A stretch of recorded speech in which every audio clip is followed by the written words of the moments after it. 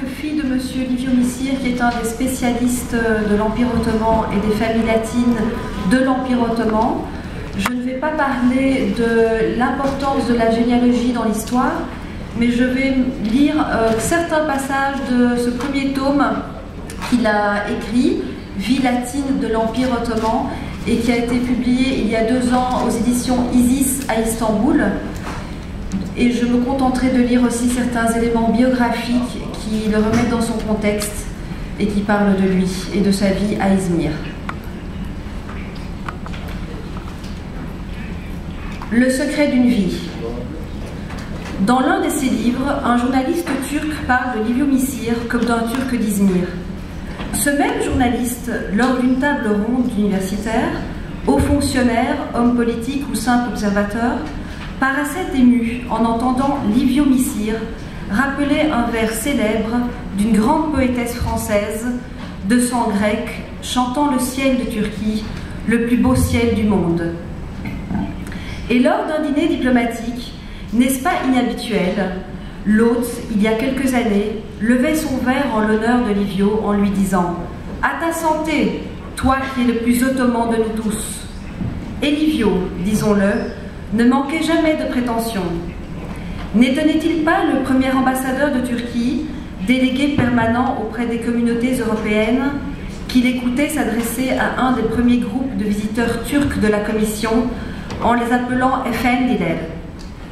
Et ce même ambassadeur daignait assister en Flandre au déjeuner nuptial de Livio, accompagné de l'ambassadrice, du premier conseiller et de l'épouse de ce dernier. Témoignage de courtoisie et de grandeurs ottomanes. Livio Missire est né à Izmir, dans une famille dont les circonstances firent de certains de ses représentants tantôt les intermédiaires discrets entre l'autorité locale et leurs représentations consulaires étrangères, tantôt des agents de la vie économique, tantôt des intellectuels ou écrivains fascinés par la langue turque, tantôt des hommes d'église témoignant de la multiculturalité impériale décorée par le sultan. École maternelle française chez les sœurs Abuja, Yediz Kızlar, la village de Byron, des Evliazadeh, des Alparslan et des Balladur, ainsi que des princes borghèses. École primaire italienne chez les Salésiens d'Al-Sanjak, le curieux et malmené quartier dit de la Pointe, du Golfe, créé au début du XIXe siècle par des petits navigateurs de l'Italie du Sud, toujours restés amoureux de ce coin de Turquie. Un professeur de turc, à la fois respectueux de ses si jeunes élèves et sévère. La classe se levait à son arrivée en lui souhaitant d'une seule voix « Günaydin Bay öğretmenim ». École secondaire et lycée italien d'État à Istanbul de 43 à 50.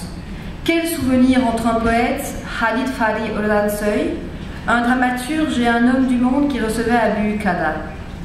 Un avocat, professeur d'histoire, le Tahridji Mendoubey, qui vantait à chaque leçon les vertus de la laïcité en la définissant Çok kuvvetli bir felsefe. Et un homme de lettres, neveu de Ziya Gökalp, qui écoutait presque religieusement les compositions de certains de ses élèves dont il vantait le culture général. Année merveilleuse où les cours de littérature turque, partagés entre le divan et le peuple, entre le passé et le présent, révélaient le mysticisme d'un Celaleddin Rumi, la fougue d'un Yahya Kemal Beyatlı, traduit plus tard en français par la baronne hongroise Elisabeth de